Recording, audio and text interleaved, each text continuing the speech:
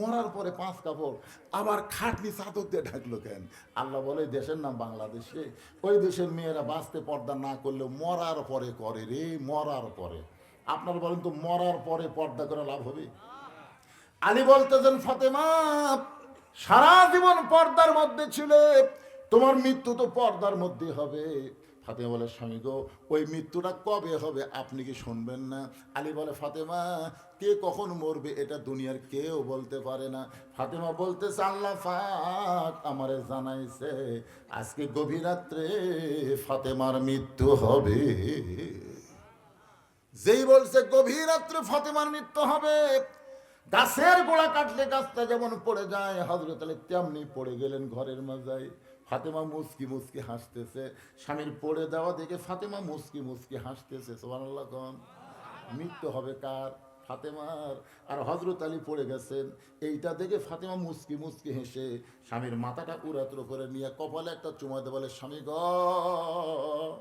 আমি আমার বাবার কাছে শুনেছি 2টা ডিগ্রি আছে আপনার। 1 নম্বর ডিগ্রি হলো আসাদুল্লাহিল গালিব, আপনি হলেন পৃথিবীর সবচাইতে বড় বীর। 2 নম্বর ডিগ্রি হলো আনা মাদিনাতুল ইলম আলী ও বাবুহা। রাসূল বলেছেন আমার পরে দুনিয়াতে সবচাইতে বড় শিক্ষিত হলেন আমার আলী। ধরে গান সুবহানাল্লাহ। আমি হচ্ছে ইলমের শহর, আলী হচ্ছে তার দরওয়াজা। ফাতেমা বলে এত বড় জ্ঞানী হইয়া, এত বড় বীর হইয়া বইয়ের মৃত্যুর খবর শুনে আপনি কেন পড়ে গেলেন? আপনি কি জানেন না এই দুনিয়া থাকার জায়গা না, এই দুনিয়াতে আসলে যাইতে হবে। আমি যেই বলবো আসলে, আপনারা বলবেন যাইতে হবে। কবেন আসলে? এটা কি মনত থেকে মানে করছেন না এমনি এমনি? আসলে যাওয়াই লাগবে। জাআত সাকরাতুল মাউতু হাক্কুন। খুব খেয়াল করবেন, হিন্দুরাও কিন্তু যাওয়া বিশ্বাস করে। একটা হিন্দু যদি বলেন না ভাই যাওয়া লাগবে, খ্রিস্টান যাওয়া লাগবে, ভাই ইহুদি যাওয়া লাগবে রে, ওরা আল্লাহ বিশ্বাস করে না কিন্তু মরা বিশ্বাস করে। আমরা আল্লাহ বিশ্বাস করি, আমরা যেমন তেমন যাব না, আমরা মুসলমান হয়ে যাব। কারা কারা রাজি আল্লাহকে একটু হাত দেখেন তো দেখি। লিল্লাহি তাকবীর, হাত নামান।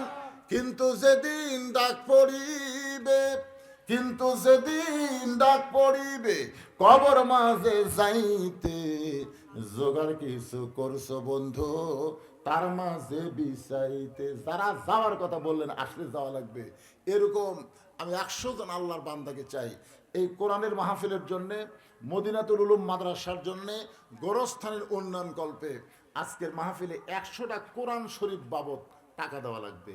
মাদ্রাসায় একটা কোরআন শরীফ বাবদ 500 টাকা দিবেন। আপনি 500 টাকা দিবেন, একটা কোরআন শরীফ দান করার সওয়াব আল্লাহ আপনার বাপ মার কবরে দিবে। যাদের বাপ মা মারা গেছে, দাদি মারা গেছে, নিজেও মরে যাবেন। পৃথিবীর শ্রেষ্ঠ দান নবীর মাদ্রাসায় একটা কোরআন। এমন কোন আল্লাহর বান্দা আছে হুজুর আমি 500 টাকা একটা কোরআন শরীফ বাবদ দান করবো? কেউ যদি মনে করে হুজুর আমি 2টা কোরআন দিব, তাহলে 1000 টাকা দেবেন। এখানে গোরস্থান আছে, বাপ মা দাদাদের যাদের কবরে গেছে, মাশাআল্লাহ বলা মাত্রে আল্লাহ তোমার একজন বান্দা কোরআন শরীফ বাবদ পৃথিবীর শ্রেষ্ঠ দান নবীর মাদ্রাসায় একটা কোরআন 500 টাকা দান করেছে, আল্লাহ কবুল করেন। আমার আর এক ভাই 500 টাকা দান করলো।